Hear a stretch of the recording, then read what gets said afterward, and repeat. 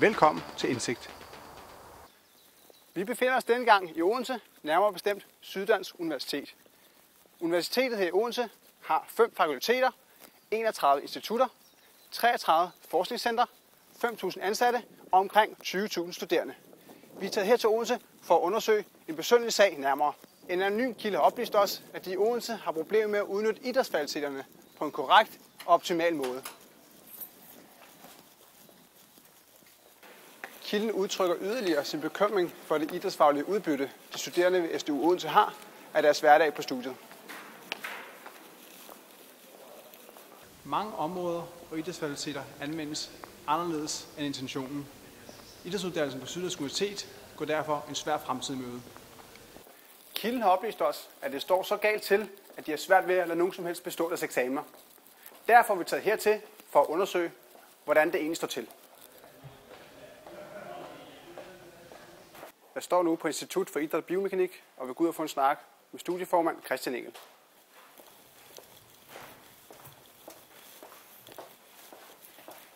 Jeg står her uden for en studieformand Christian Engels kontor og vil lige prøve at se, om I kan få en snak med ham.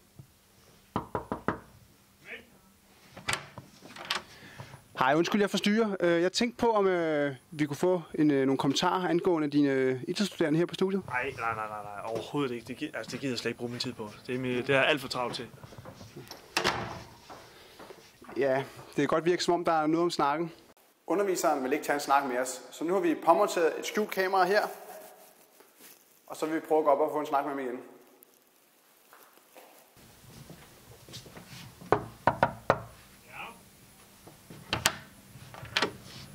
Ej, undskyld, jeg forstyrrer igen.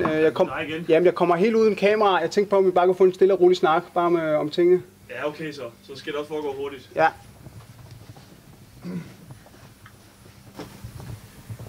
Ja, det er fordi, at jeg har hørt rygter om, at eleverne har problemer med at bruge faciliteterne. Sådan bare helt basalt idrætsmæssigt. Jamen, det står, for at sige livet, helt ruskravende galt til. Altså, de kan ikke engang finde ud af at bruge, som du selv er inde på, faciliteter ordentligt. Hvad mener du med, at de ikke kan finde ud af at bruge faciliteterne? Vi har oplevet gentagne gange, at de studerende har vasket deres tøj i svømmehallen. Altså, nogle studerende bruger sågar vipper eller kant som vaskebræt. Helt uhørt. Men som om det ikke er slemt nok, så bruger de også beachvolley-nettet som vasketøjsnor. Vi vil vende tilbage til studieformand Christian Engel, men nu vil vi tage ud på egen hånd og se, hvordan det egentlig står til. Jeg har hørt, at tema for den kommende ekstern idrætsdag, det er høstfest. Hvordan kan det være?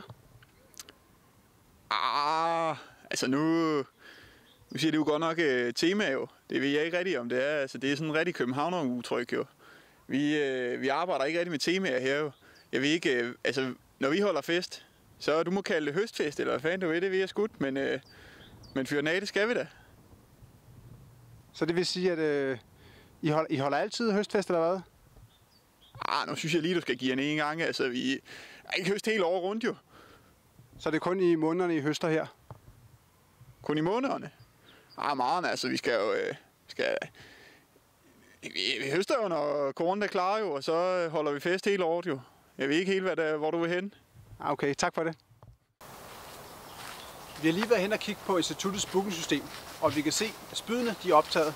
Så vi prøver at gå ud og se, om vi kan finde dem, der har lånt den. Så har vi fundet dem med spydene. Det ser godt nok lidt mystisk ud, hvad de har gang i. Lad os gå hen og høre dem, hvad de laver.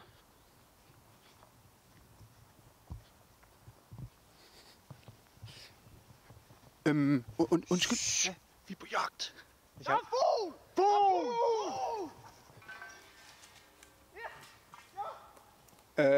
Skal vi ikke bare smutte hen til fodboldbanen?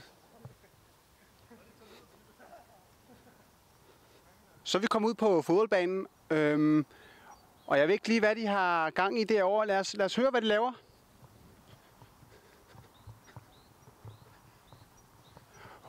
Undskyld. Kan jeg spørge, hvad I har gang i? Hvad har I gang i her? Hvad vi har gang i? Jamen, vi er lige i gang med at række vores plov hertil. Vi skal ud og gøre klar til, at vi skal høste noget tjal senere. Noget tjal? Ja. Du kan se, at vi har masser af masser af tønder land her, ikke? Og så skal vi lige ud og plante noget hamp, ikke? Så I bruger ikke rigtig faciliteterne til at spille fodbold eller hvad? Fodbold? Nej, det gør vi ikke. Nej. Hvorfor skulle vi det? Jamen, det er jo et fodboldmål, du har liggende der. Nej, det er en plov. Det er en plov. Kan du ikke se det?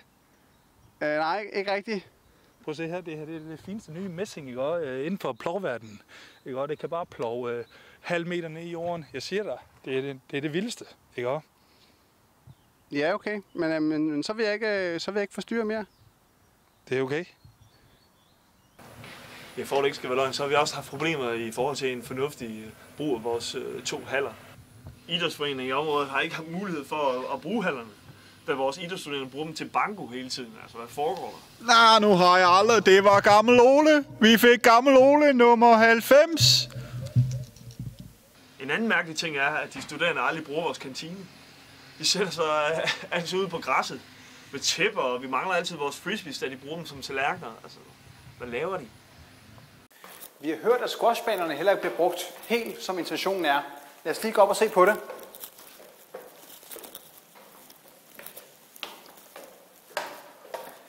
Det kan der være så noget om. Det ser ud som om, at der er nogen, der har lavet et drivhus herude, i stedet for at bruge det til at spille squash i.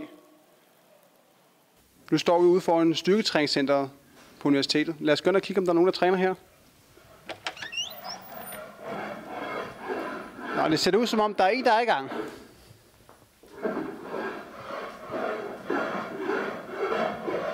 Undskyld, må jeg spørge, hvad har du gang i?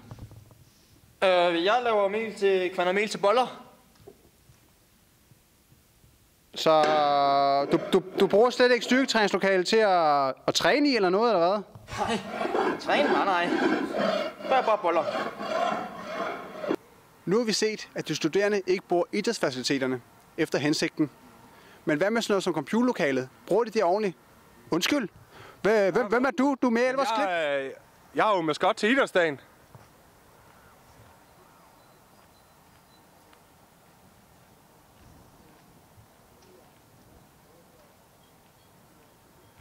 Vi står nu foran computerlokalet, som efter sigende skulle være istandsat. Lad os gå ind og kigge på det.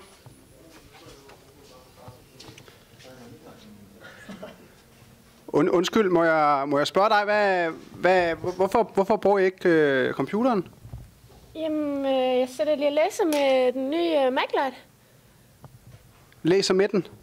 Ja, det er min lampe. Så I bruger alle sammen skærmen som lampe? Ja, det fungerer fint. Jeg har fundet en studerende her ved SDU. Hvordan er det at studere her, synes du? Jamen, det er ret nok fint, det her. At studere her på SDU. Det er ret nok dejligt. Så du er rigtig glad for det? Jeg er rigtig glad for at studere herovre på SDU. Altså, vi har rigtig godt sammenhold, og det er bare så motiverende, altså. Hvad med det faglige niveau? Er det okay, eller hvordan synes du, det hænger sammen? Det faglige? Det er højt. Det er dalen med højt. Altså, der er ikke nogen af os, der kan bestå herovre jo, altså. Men det er lige mig. Vi har jo pokalen, så det kan jo være lige mig. Lige et sidste spørgsmål her. Tror du, Odense har en chance for at vinde den kommende idrætsdag? Altså, hvis Odense de vinder, så er de andre sindssygt ringe. Det ser tydeligvis rigtig skidt ud for idrætsuddannelsen i Odense. Kun tiden vil vise, hvordan den kommende idrætsdag vil gå.